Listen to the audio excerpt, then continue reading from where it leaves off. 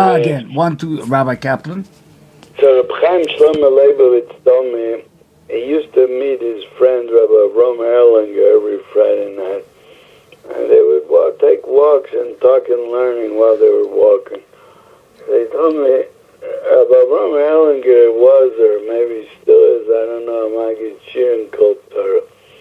And these two were both Talmidim of Rabbi Yoshe Ber Soloveitchik, the son of the Briskerov. They were from the first group of Talmidim of Rabbi Yoshe Ber. So, Rabbi Roma Erlinger told Rabbi Chaim Shlomo, and he told me that he once said over in his Shir Kasha from the Nesivos, and he didn't say over the Torah of the Nesivos, and then he started saying his own Torah. He said the Nesivos is Kasha, and then he said his own Torah.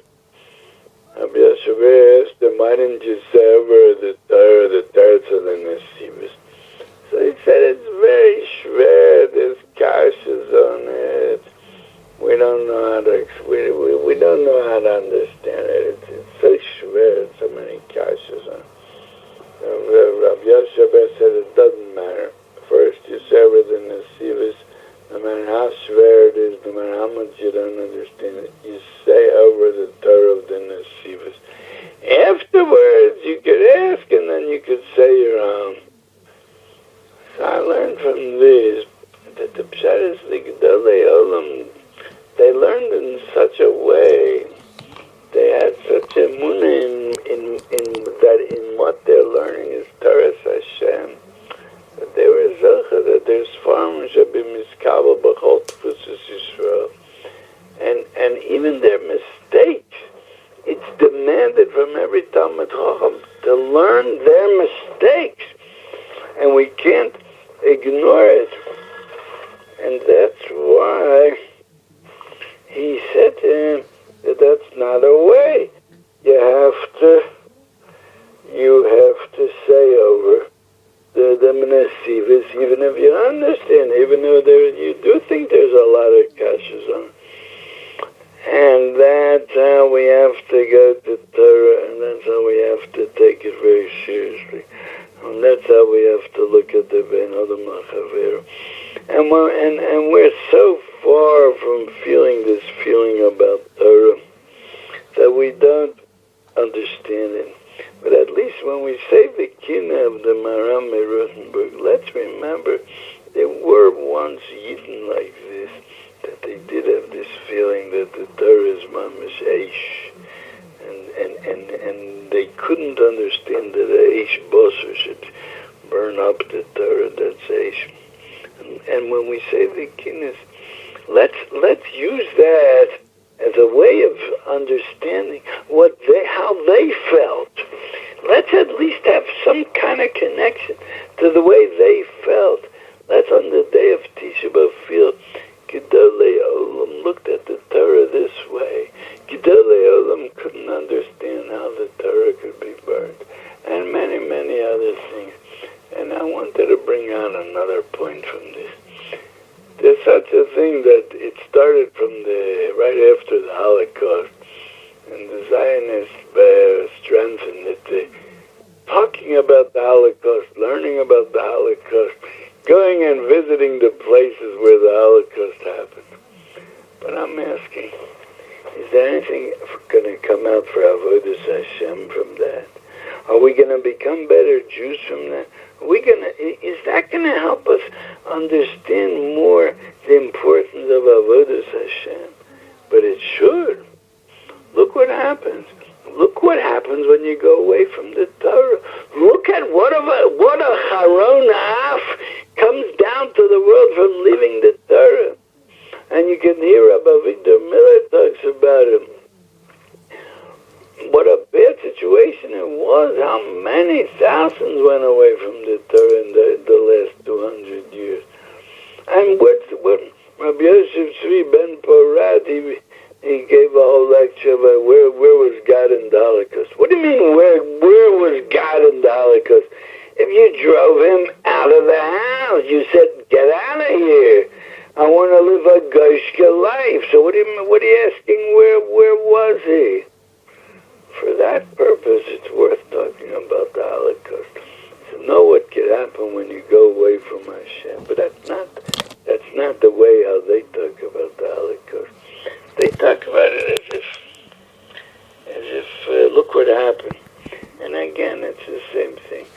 Well, everything you see, look what can happen when you're not serious, when you're light. You could take such tragedy, such pain, and you could make it into I don't know how to say it, in like something, a Leumi thing, a national thing. It's like one of the symbols of our state is that we remember the Holocaust. And so what? And they take all the high school children, they spend $1,000 a head, and they all go to visit Auschwitz. Kiyodua. Yeah, and what comes out of it? Nothing. Well, they find, I don't want to say what they... Yeah, and a few years ago they found something. They went to look for other pleasures that there are in those countries. What do they care what happened? And I saw a video of Rabbi Montez Rachi going there with his few people. And he has a Ger Chossi that he's entertains in the yeshiva over there whenever they need. And he went there sort of as a guide. So he was, when they got to the concentration camp, he said, he held, they wear the tzitzis on top of their shirt. So he said, here, this is the tzitzis. He grabbed hold of his tzitzis, this Ger Chassid, and he says, we're shying them, that we're mitzaftef on them, we're laughing at them. Our Appenbacher Muslim, they wanted to destroy everything. We're coming here with our tzitzis, wearing our tzitzis, and we don't care what they wanted. Look how they were nichshel. They didn't, with all the 6 men that they killed, they didn't succeed doing anything to break Yiddishkeit. Like that, I can understand. But just to talk about it, it's like, to me, it's like a psychological need. And it's like there was, I mean, it's not so nice to say, but I think there is such a thing that a person was abused when he was young, and then he goes around the rest of his life saying, I was abused, you can't just start up with me, you can't hurt me because I was already hurt. It's like I'm somebody, I'm special, I was abused. There is such a thing, you understand what I'm saying? There's such a topah, there's such a phenomenon. And somebody could use the pain that was inflicted on him later on to use it to make a statement, to say something. He's not asking for mercy on himself. He's saying, there's something about me, something happened to me, and that's what's deep down, that's what it is. And I can't talk really because I myself suffer from this problem. Like I was, this and this and this happened to me. In the Mir Yeshiva, this happened to me and that happened to me. So why can't I just forget about what happened to me in the Mir Yeshiva 40 years ago? Because I think that makes me special. And I'm being very honest. I don't know anybody else who's going to talk so openly like I do. And I take pride in it. That I feel I don't want to get in the Mir Yeshiva, because like this I could say, I'm a victim of the Mir Yeshiva. Look at me. You're not like that. I am. And I think that remembering the Holocaust is the same thing. We're not like all you nations that you just had.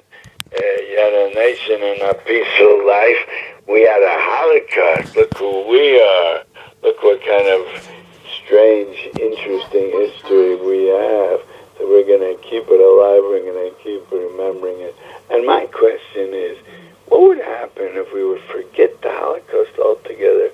Would our Torah be any weaker? Would our tefillah be any weaker? Would our putting on tefillin be any weaker? The teretz is when you don't live a deep life, when you don't look at life deep. So that's what comes out. And this is a big problem, and we all have to work on it. Everyone as much as he can. I'm not saying we should change it one day. But let's people that think, people that look at life and believe that there's depth to it. I mean, there's certain things that we do, mamish, like mitzvahs anashim milamada, like robots. And let's try stop and think a minute. We go to daven every day. What would be if somebody would tell you, you're gonna live another 70 years. Let's say you're 20 years old. You're gonna live another 70 years. And it's all going to be based on this shachris.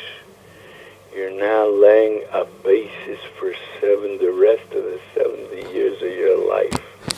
You can make a weak basis, or you can make it a strong basis. It's up to you. Now, how would you daven if you knew that? But we all think to ourselves, isn't that mugzam? Isn't that exaggerated?